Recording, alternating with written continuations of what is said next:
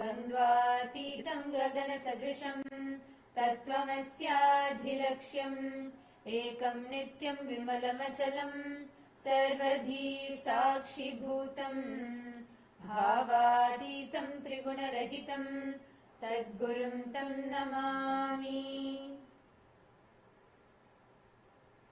Nithyanandam, we welcome all of the viewers who are tuning in and logging in with us here on Kailasa's SPH Nithyananda YouTube channel. We welcome all the viewers who are joining us from all the various different social media platforms, Facebook, Instagram, X, and we welcome all the Paramashiva Sena participants joining us from Kailasa, Guinea-Bissau and Kailasa, Tiruvannamalai. And we welcome all the Chit Sabha members and the Rajya Sabha members of Kailasa who are also joining with us here today. Thank you all for tuning in today as we prepare ourselves for the special Satsang, continuing in the special Shivaratri Satsang series of Quantum Entanglement and Quantum Enlightenment. So today we are going to be talking about a very, very important subject. We are going to be entering into understanding what Swamiji had revealed the other day about this 0 point field, the 0 point energy. Now, this is something that sounds what, how you see in the sci-fi movies, and may have as like science fiction, but it is rooted in both the ancient Vedic sciences and the modern quantum physics. We are talking about how to literally activate your consciousness and your mind to be able to manifest anything that we want. And especially with all the latest revelations which Swamiji has given in the last few days of the Satsang, we see about how Swamiji has revealed how you can manifest. But when we say anything, we are not talking about the force. We're looking into the mechanics of consciousness. The idea that the very mind you possess right now holds the power to reshape your entire world. Exactly. The core premise here is that the consciousness, which is the only reality. See, we often live our lives in reverse, waiting for something outside to change so we can feel different. But Swamiji is so clear. Life is lived from inside out. The world is a mirror reflecting not what you want, but what you are. Okay, but that's a huge shift. So, if the world which we see is a reflection of us, then how do we change the image which we see in the mirror? This is what Swamiji reveals as, how you need to live in that end, the science of Kalpataru. See, the word Kalpana in Sanskrit literally translates to something that you are thinking of from the past, like you're visualizing that goes into past. But the word is continuous, which is the present and future, where the future is already massive. When you visualize, when you cognize, that future has already become our current reality. You don't just visit your desired reality like a showroom, but you move in as a tenant. You have to feel the furniture, touch the walls, smell the air of your fulfilled dream. That's exactly what Swamiji is revealing. That feeling that we have is the secret, because feeling is that bridge between the inner world and outer world. I love this analogy of moving in like a tenant, so that you actually feel and become that. But I have a question here. Why is nighttime specifically emphasized? Why does Swamiji say that your sleep is important for this? See, this is the time where you get access to something that you can't, not just you can't get access to in your wakeful state, but if at all you get access to it in the wakeful state, you call it as depression. because that's a very, very powerful state. Like, you know how every time you put your device for charge, it gets recharged, right? Like that, there is a part inside of us. That is where every night you're entering into it, you're getting yourself recharged, and then you come back. There is a power to be able to manifest, visualize, literally, you will be able to visualize and manifest whatever you want from that state. Modern science is seeing, some people call it as lucid dream. This is the transition state is what they access. But the interval between seeing like images on its own. Okay, so basically I'm saying, instead, like usually throughout the day, we run our mind, we run the scene in our mind based on all of our anxiety and all the different emotions that you go through. So you're saying that basically just before you fall asleep, it's like putting a clean stamp on all of that image. So you completely clear it all out, and then you start creating, you start running the scenes which you want to manifest. Exactly. Okay, I want to request all the viewers that are here. See, Swamiji revealed this principle in the Shivaratri Satsang. I want to request all of you to take a few minutes and come to the... Sorry, are all of you able to hear me? Yes. Take a few minutes and please come to the YouTube live chat section, and you can post it as a comment here. What did you understand? What did you click with? And so far what we are speaking about, do you want to share something more? And even all the Paramashiva Sena participants, you can also jump in and you can also share. And if any of you have any questions, or you have a point which you want to understand more about from what Swamiji revealed, feel free to post it in the YouTube live chat, because we are here to answer you. Okay, so let's come to the question that you had asked. See, you use that moment, right, to a clean scene, like to literally put on a clean scene of what you want. And it's not just a scene. It's not that, okay, just because you imagine, oh, I'm going to become great in my life, I'm going to become someone rich, I'll be enlightened and manifest power, because you keep thinking different people use in your manifestation. You literally unlock the power of feeling. You unlock that power where you feel as if you have already achieved it, as if you have already made that as a reality. You use that moment to stamp a clean scene and a clean feeling onto your very being. So this is where that being of yours accepts what you feel to be true, and once it's accepted, that's it. It begins to organize your world to match that frequency. Just imagine it like this. The moment you just visualize, actually your brain cannot differentiate. This is as per modern science research as well. The brain cannot differentiate between what it has lived and what it has visualized. It thinks both to be exactly the same. Even when they studied they did multiple experiments and studied the brain, the human brain, they discovered that the reactions, the kind of neurons that's fired in your brain, and how the pathway that the brain is using for this mechanism is the same for visualization or a vividly lived experience. So that if you actually keep visualizing something, at one point it has to become your reality. So I know I might go a little off topic, but I'm very curious to know, if your brain cannot differentiate between what you have lived and what you have imagined.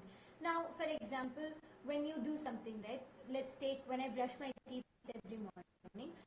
As we understand, it's a groove in our brain which makes it like a habit. As I keep doing it, the groove goes deeper in my brain. Yes. So does that happen just through visualization? Does visualization have the power to actually change the grooves of the brain? It is not mere visualization alone, but those visualizations which you accept as a reality, you start living that has the same impact on the brain. even though you have never lived that reality, if you just start visualizing it and start living as if that has become real. Like sometimes when people get an incompletion, and when they get an incompletion, the way they see the same thing would have completely changed, because now the perception of life is corrupted with some false imagination of theirs, right? So once that is done, what happens? Till they actually manifest it, make it into reality, they're going to continue cherishing it and feeling bad and feeling victimized about it again and again and again. And it really manifests. That's what is called how it actually happens in your brain, and it actually becomes a reality itself in your brain. Wow. Okay. So that means what Swamiji is talking about is definitely not some positive thinking as we understand in the modern day. It's something much deeper than that. Swamiji had mentioned Karana Sharira. What is that, and what role does it play in this? A very beautiful question. Karana Sharira is that causal layer. This is that layer that you're getting access to during the sleep, right? So this is the layer. See, your body, it's not merely just what you think it is. We think our body is what we physically see.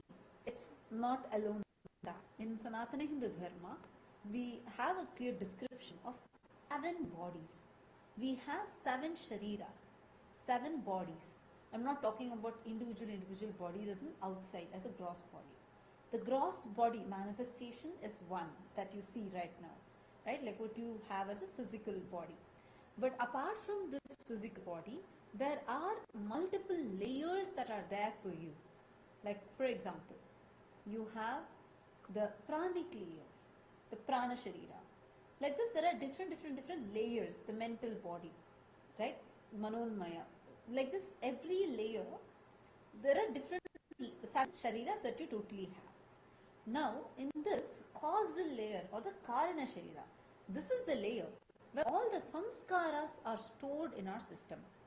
Now, what are these samskaras? Any patterns, like when you say the past birth memories, all these are stored in this place, in your, exactly in this karana sharira. So once it is stored in this karana sharira, it's essentially your causal body. Think of it more like a hard drive of your soul. While the physical body handles the waking world and the subtle body generates your dreams, the karana sharira is the seed layer where your deep identity patterns or samskaras are stored.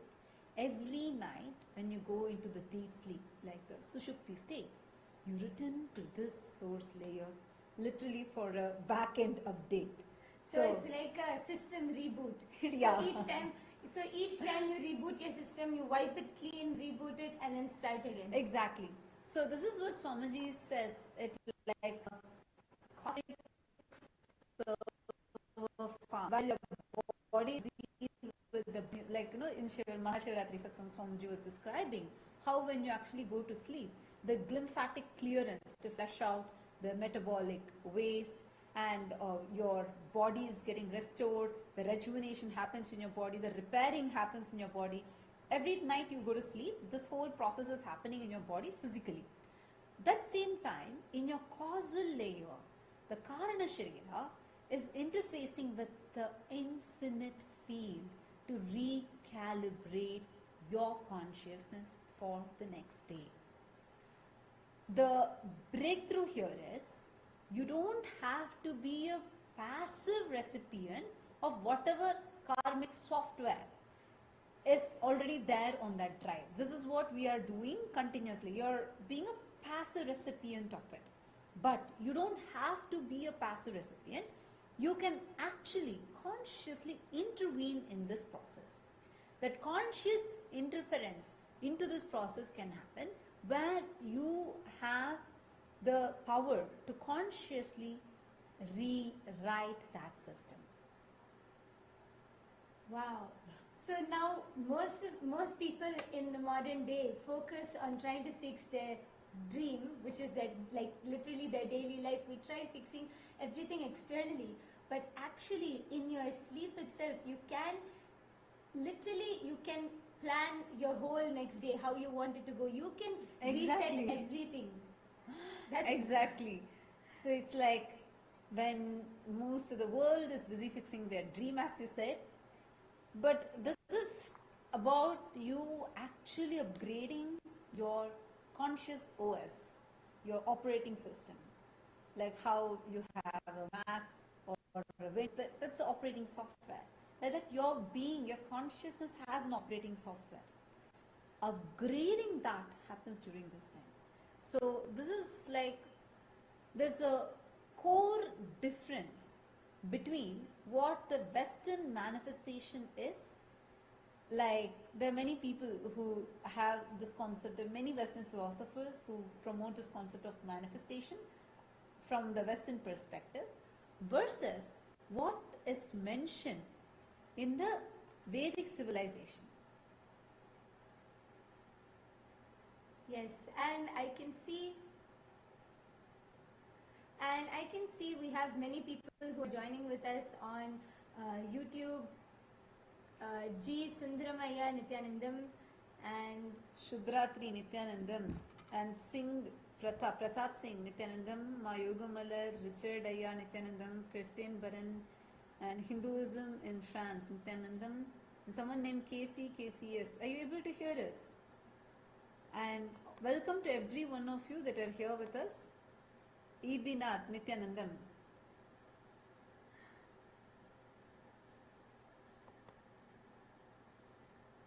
So Richard Aya has posted, what does it mean when you are able to control your dreams and you are aware while sleeping or dreaming? Yes, we will definitely be answering that, Aya. Thank you for posting your question. And all the others also, we welcome everyone who's joining. I can see we have many viewers who are joining here with us. All of you can also post in the chat any questions which you have, any points that you want to understand or discuss more about.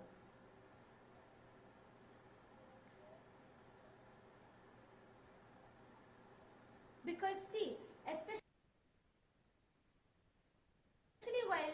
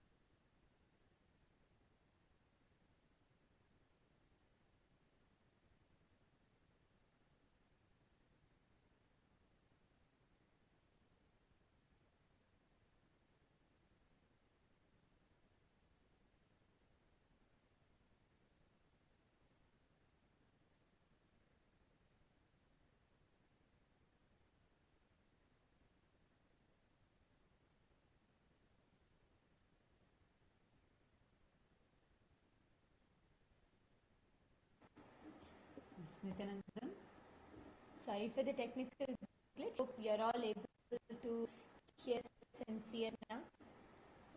Yes, Nithyanandam, E.B. Nathaya and Kritikaya Nithyanandam.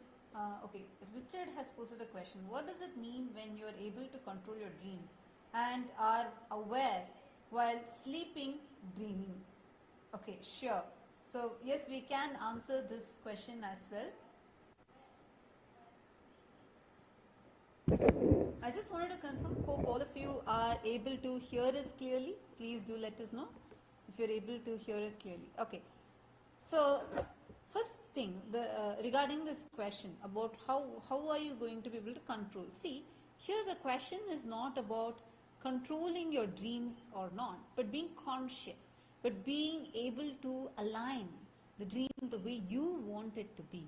This is what starts with the manifestation science as revealed in Sanatana Hindu Dharma.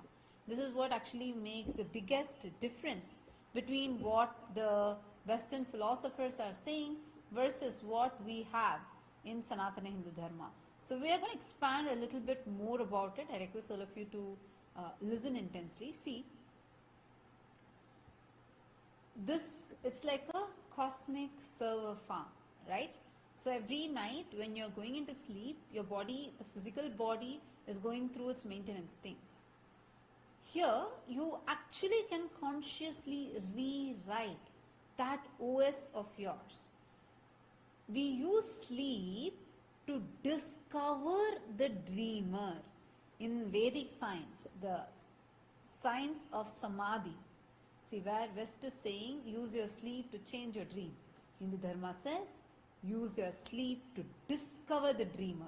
Once the dreamer wakes up, reality becomes a playground. So, when we talk about dream and being aware while you dream, or sleeping, or entering into the deep sleep state where you go to your causal body and come back, Swamiji also mentioned about the 25 states of consciousness, Jagrat, Swapna, Sushupti. How can we understand that in this context? Sure. See,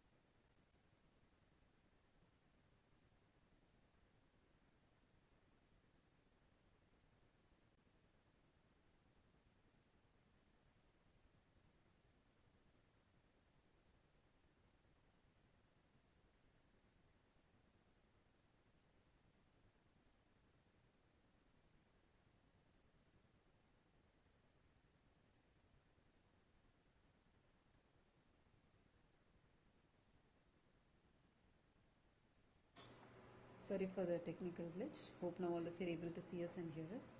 So I was just answering Richard Ayer's question. See, and you were also asking about this 25 states of consciousness. See, this 25 states of consciousness will actually answer your question. Right now, what you are looking at is, you are looking to control your dreams, change your dreams, control your dreams. But if still there's a power about it, you feel dreams to be something higher than you and something that has to change, has to impact that. This is the way we see, right? But in Sanatana Hindu Dharma, the science is so amazing. See, in Hinduism, we have this 25 states of consciousness. It's literally like a precise navigation system. Think of it like this, as a 5x5 grid, okay? The rows of it are the states your body is in the waking, dreaming and deep sleep states. So you have 5 fundamental states of consciousness, your deep sleep state, Sushupti, then your dream state, which is Swapna, then you have your waking state, which is Jagrat, then you have your awakened state or the 4th state, which is Turiya. Then you have a 5th state, which is beyond the Turiya state, that is called as Turiyatita. Literally, you can say it as alive, superconscious state. So these are the 5 states, and this is where your body is the permutation combination of how your body is in these waking, dreaming, this Sushupti, Swapna, Jagrat, Turiya, Turiyatita, And the columns are literally your baseline of awareness. Now, what the Western science is saying is this horizontal engineering. This is what most people do, like lucid dreaming. You're still in the dream row, just trying to get more control over the content. But this vertical engineering is Samadhi. It is about establishing a high baseline of your awareness, which is what is this Turiya, which is the fourth state. Lord Turiya translates to the fourth state and carrying it through every row, from waking state to your deep sleep state to your dream state. Basically, your awareness never blinks out. This can happen only when that baseline awareness of yours is stationed in this vertical engineered space into Turiya. So from Turiya, whenever you access any other states of consciousness, you will have more, not just you'll have more control over it, you will be very aware during that time. You are planting the seed for your dream. You are the one who's planting the seed for your reality. Wow. So basically in Samadhi, it's like your body is in deep sleep. Your body is fully resting. But you are awake. You are aware and you are conscious. So that is the state which Swamiji enters into.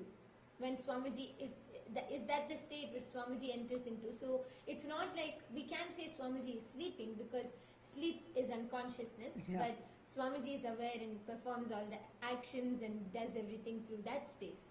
Wow. See, it's the deep restful awareness. It's like, Swamiji gives this analogy of oil, right? It doesn't attack the surface, it spreads, coats, and remains steady through all the transitions.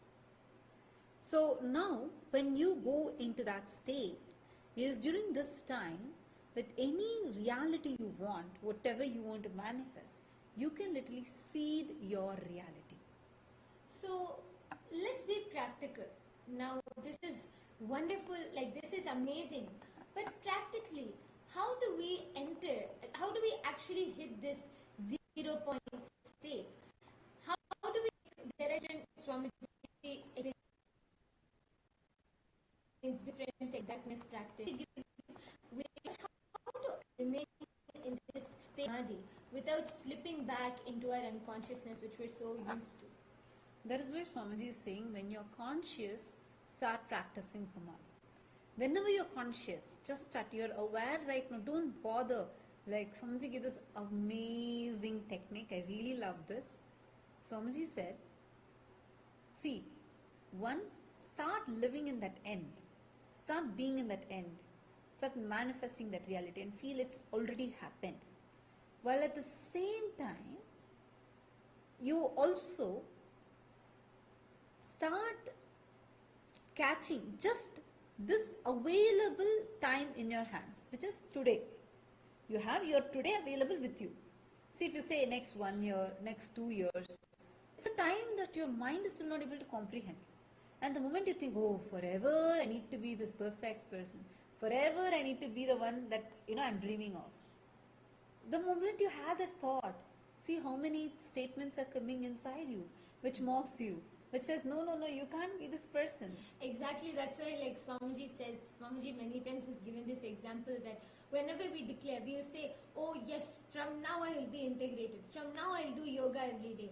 But then even the next day we won't be able to do it because immediately your mind mocks you, laughs at you. And it's like already your mind doesn't even give you that gap to even start living there. Exactly. So here then what are you living? You're only living this past end, the dead end of yours. You shouldn't do that. Now, if you just take, Swamiji gave this beautiful technique. Swamiji said, take the available time which you have in your hand. Just today. Today is the day available in your hand. Decide, today I will be this person that I want to be. I am already that. Not even I want to be. I am already that. I have already manifested it. I am already living it. I am already having gratitude for it. Just start doing that. Something amazing happens inside. There's a huge shift that happens inside us. And that shift makes you feel so powerful internally. You feel, yes, this 24 hours, this is doable. Tell your mind, after 24 hours, I'll come for this fight with you. For today, this 24 hours, I want to live this way. Then tomorrow also tell the same thing. Like how when once, this Shani Bhagavan, you say Sadesh, right? Mm-hmm. So, this Shani Bhagavan has to go and sit on even the gods also. It doesn't leave even the gods. Mm-hmm. So, he goes to Ganesha, okay? And then, so he requests Ganesha's permission, saying, I need to put my effect on you. So, Ganesha says, sure, you can. But you should come tomorrow, okay? Then he says, okay, I'll come tomorrow. Then, next day again, Shani Bhagavan goes. So, Ganesha, so he says, okay, I'll come today. I didn't say come today, I said come tomorrow. You come whenever tomorrow comes. But tomorrow never comes. Yes. And Shani also would have promised the previous day. He would have said, only I'll affect only whenever tomorrow comes. When does the tomorrow come? It never comes. Because the tomorrow is never going to happen.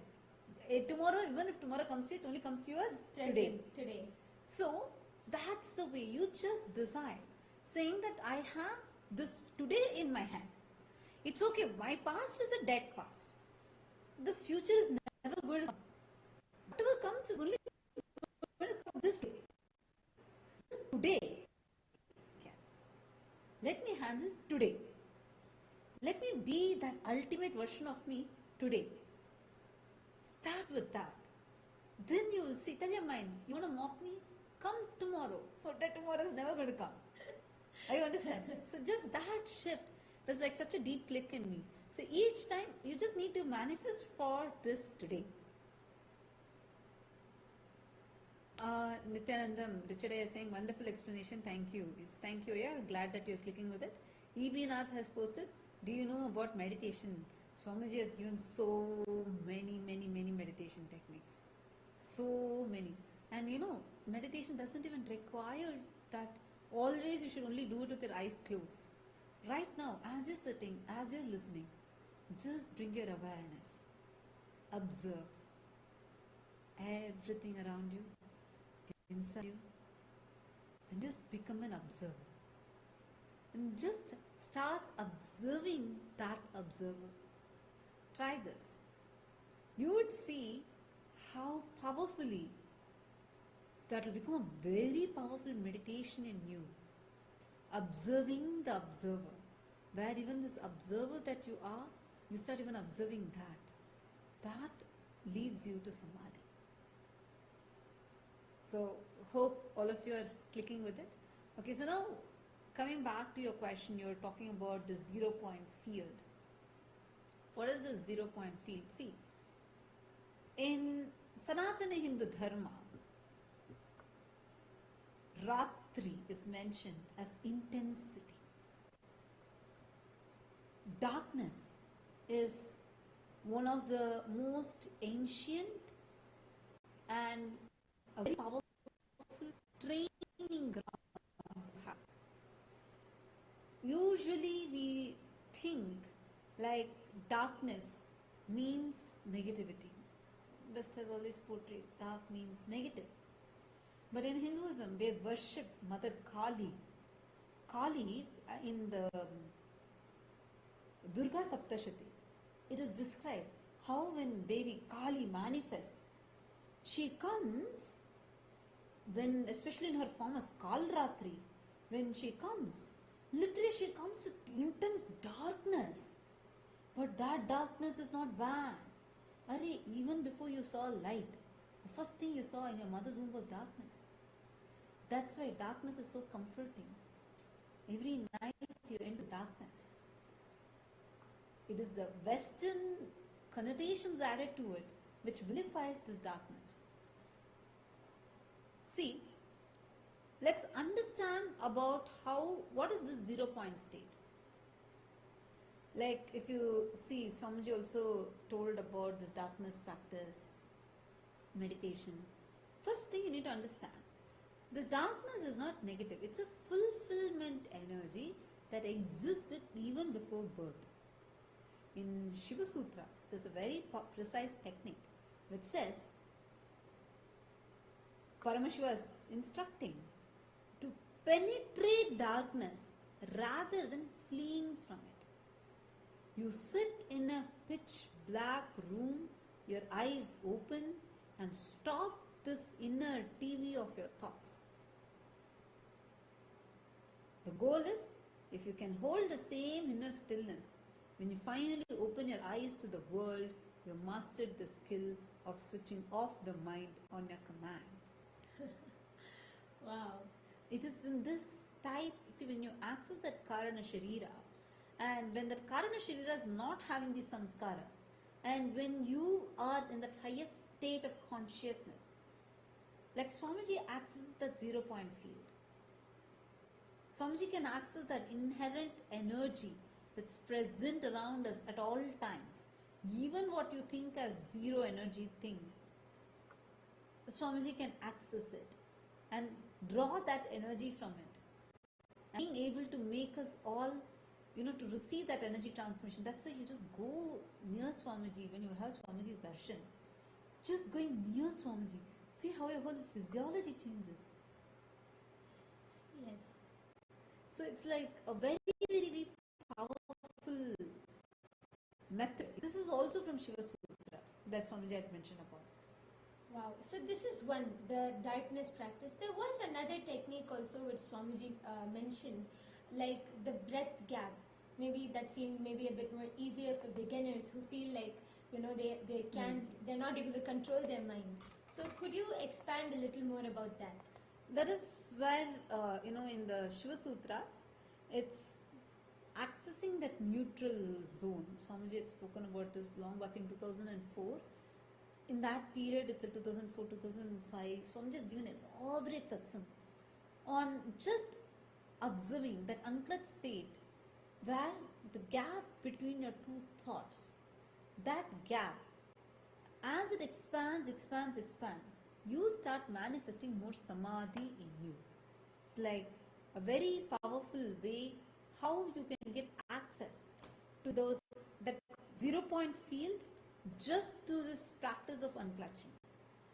This is what is also the science of the Samadhi. See, one important point you brought up is about the 0-point field, right? We often think void. Like if I say space or vacuum, when I say vacuum, what's the first word that you get inside you? Empty? Empty.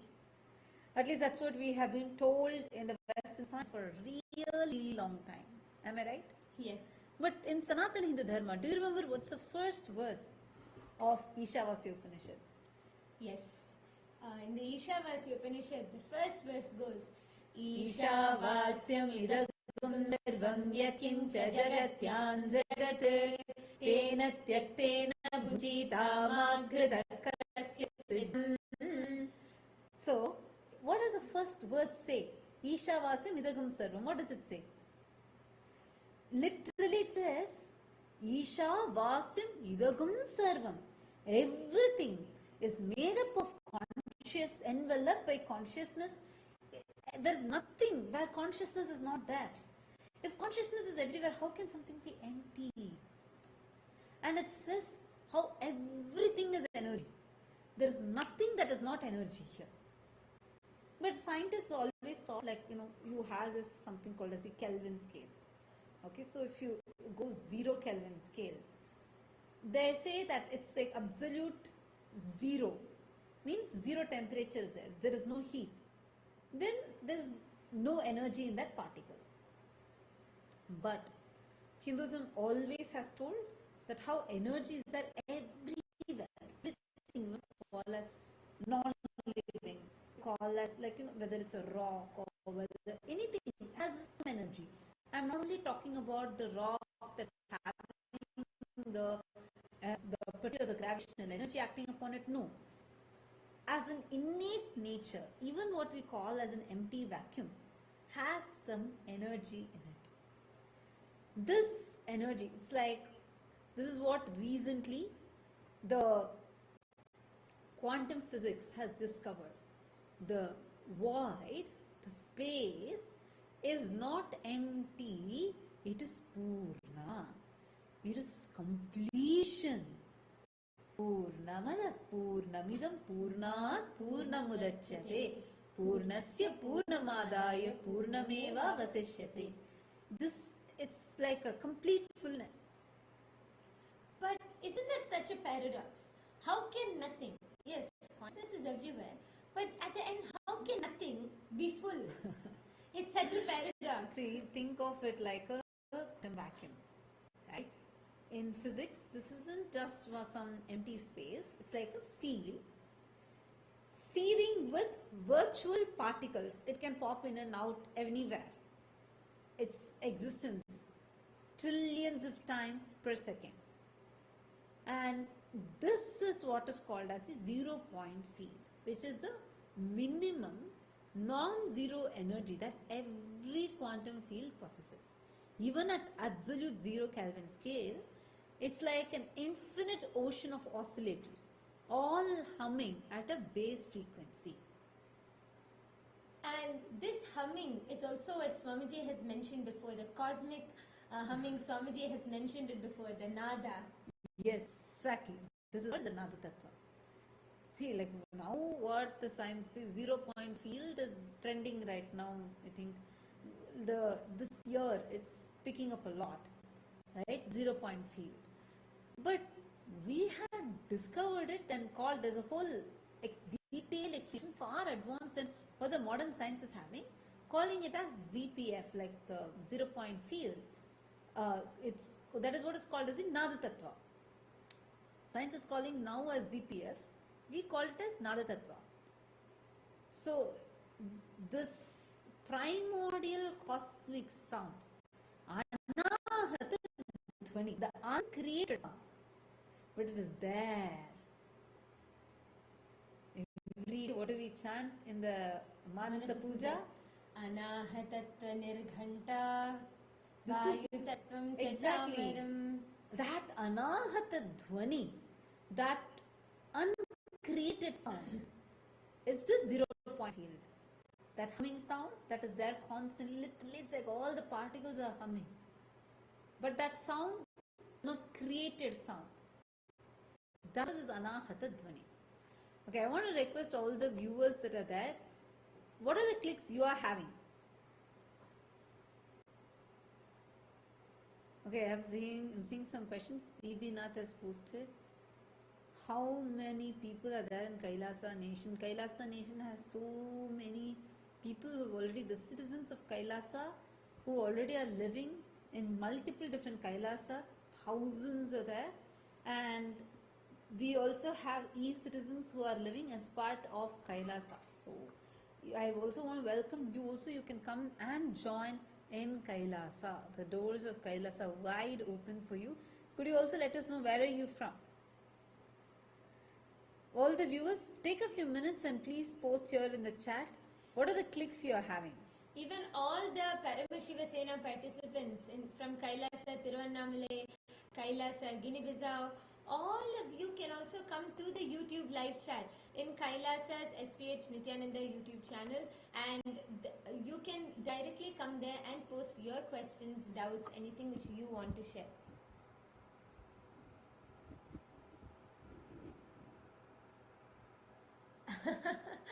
Okay, so we have someone named RE1TH Kumar 703 who has posted. It is really great how Swamiji is always ahead of today's scientists. He told these long ago before scientists. Exactly. This Swamiji had given about a detailed satsang in 2004. Now we are in 2026. 20 years before.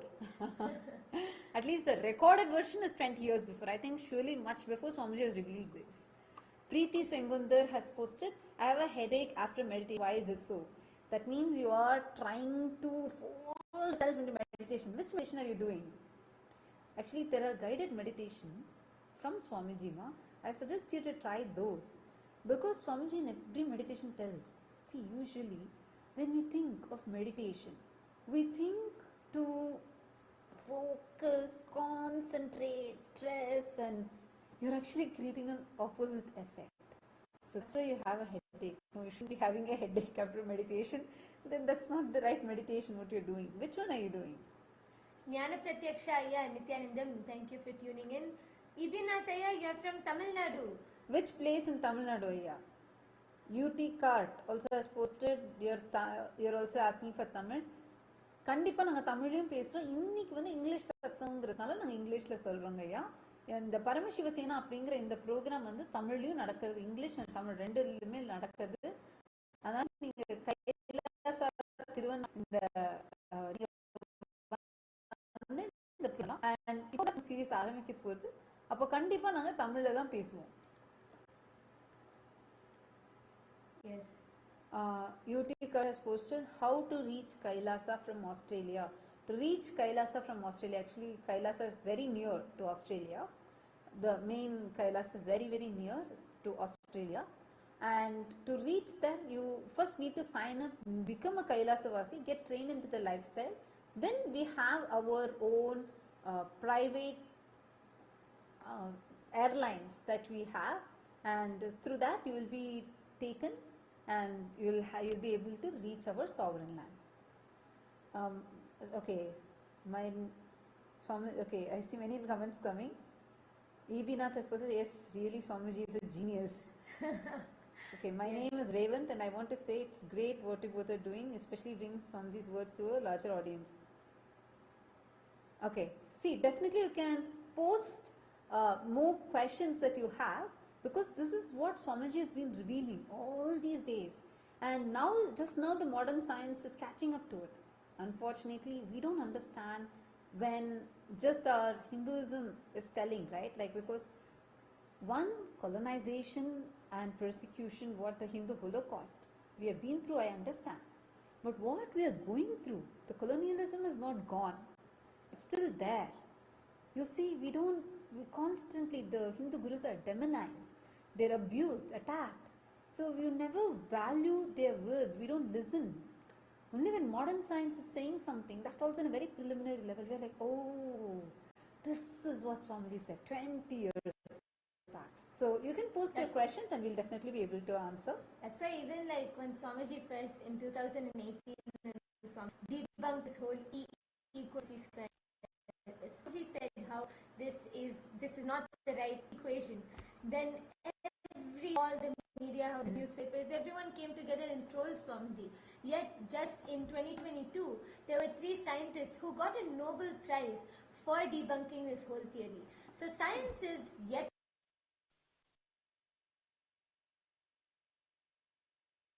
and that was in 2017 rolled out and the exact same principle.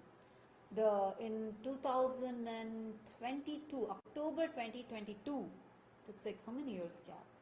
That's like 17? 5 years. After 5 years, they're establishing, and they're getting the Nobel Prize. Always, it's been like that. See, if you see, there are many scientists, like Neil Bohr. He is the one who has given the atomic model. But he himself says, he has taken these from our Upanishads. But never in our science books you learn that he took it from our Upanishads. Yes, the credit is not given back to Hinduism. Unfortunately. Actually, on that note, we do have to really say about how Swamiji is doing such a great work, taking these, like Hindu, such an advanced civilization. We have the knowledge for anything. Like you take zoology, botany, astronomy, astrology, you take any science, Hinduism has the knowledge about it.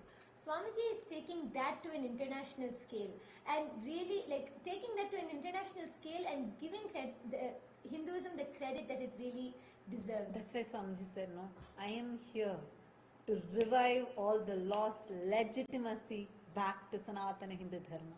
Yes. Be it the spiritual legitimacy, political legitimacy, scientific legitimacy, and cultural legitimacy in all levels. Reviving those, the scriptural legitimacy, everything back to its full glory, and that's what Swamiji is doing. See, this actually, if you see the 0 point fluctuation, the 0 point fluctuation is what the modern quantum physics has discovered. How? Because this keeps moving, right? Like the the particles are not in one place, it keeps popping in and out. What is this nada, the nada tattva, when physicists measure the 0-point fluctuations?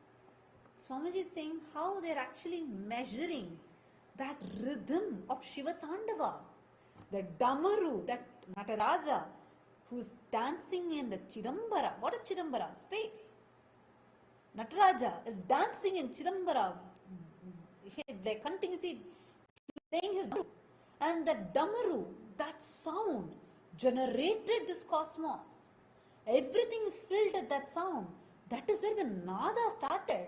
And that's exactly precisely the fluctuation that's happening in the 0-point field. These calculations are matching. See how in Chidambaram, right, the center of gravity is right below the right toe of Nataraja in Chidambaram temple. Right under that. And the way the whole temple is built, or the science that's told about Nataraja, Bhagavan Nataraja, and how Paramashiva is cosmic dances, everything is far too advanced. If you just look at it from the modern science's lens, you would understand every single thing. It's like a hidden secret gem. You just open it, it's just opening up to a new, like how 0 point is opening up, right?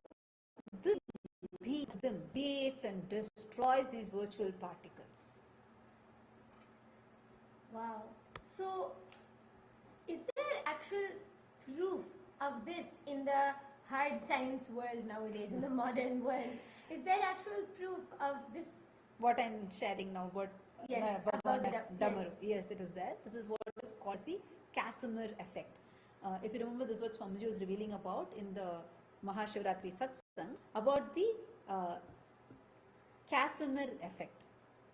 See, where two metal plates in a vacuum actually attract each other because of these restricted fluctuations. There's also this something called as the Lamb shift, which proves that even the electrons in a hydrogen are constantly being pushed by these invisible vacuum energy. Science that this energy, here's the kicker, when they try to actually calculate its density, they get a number 120 orders magnitude larger than what we actually observe in the universe. 120 orders of magnitude? Yeah. That's like the largest discrepancy in the science. See, it's called as the cosmological constant problem. It shows that while science can measure the effects of this field, it does not truly understand the nature of this field. But our rishis didn't just calculate it. We had the technology to receive that. We knew how to access that technology.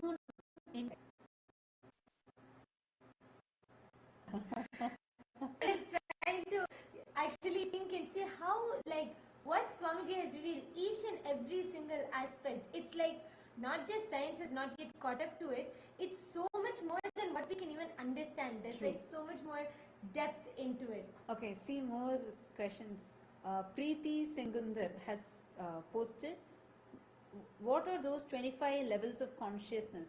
And I feel like my brain is getting absorbed by consciousness. See, watch more and more Swamiji Satsang and just receive the initiation. This becomes really your experience. See, ma, the 25 states of consciousness are these 5 states I mentioned, right? First, the deep sleep state. Then the dream state, waking state, awakened state, or the alive state. These are the 5. Now, the 5 into 5 means what is that awareness you are in and what is the state your body goes through. The permutation combination of these, see whether it is coma. See, for example, sometimes after you eat heavy meal, if you are eating healthy food, you are not supposed to feel sleepy after eating the food. But if you feel sleepy after eating certain food. Be clear, your body is telling you that food is not right for you. So that sleepiness, the drowsiness that comes after eating the heavy meal, for instance, it is not sleep as in sushupti, it is jagra, it is swapna sushupti, means you're dreaming as if you're sleeping but you're not sleeping. Have you observed? Like at that time, you know things are all happening, but you also think you're sleeping. Body doesn't feel fresh after that sleep and you feel very tired because you're dreaming as if you're sleeping but you're not actually sleeping. So your body is not going through the sleep or the rest. This is one state of consciousness. Are you understanding? Like this, there are 25 different states of consciousness. I'll tell you, the best thing you can do is in this same channel, go and search for 25 states of consciousness. You are going to get amazing revelation directly from Swamiji on this. It's so good. Too good. Swamiji even explains about the different permutations, combinations of all these 25 different states. Like one of them which clicked with me a lot is how I always was curious and wondered about how sleepwalking happens. Right? Yeah. Exactly. How do people sleepwalk? Like what is it, like what's behind it? So then Swamiji explains sleepwalking is that state of consciousness where your body is in Jagrat, your body is awake, but your mind is deep in sleep. So you're not aware that you're walking, but your body is moving, you get up, you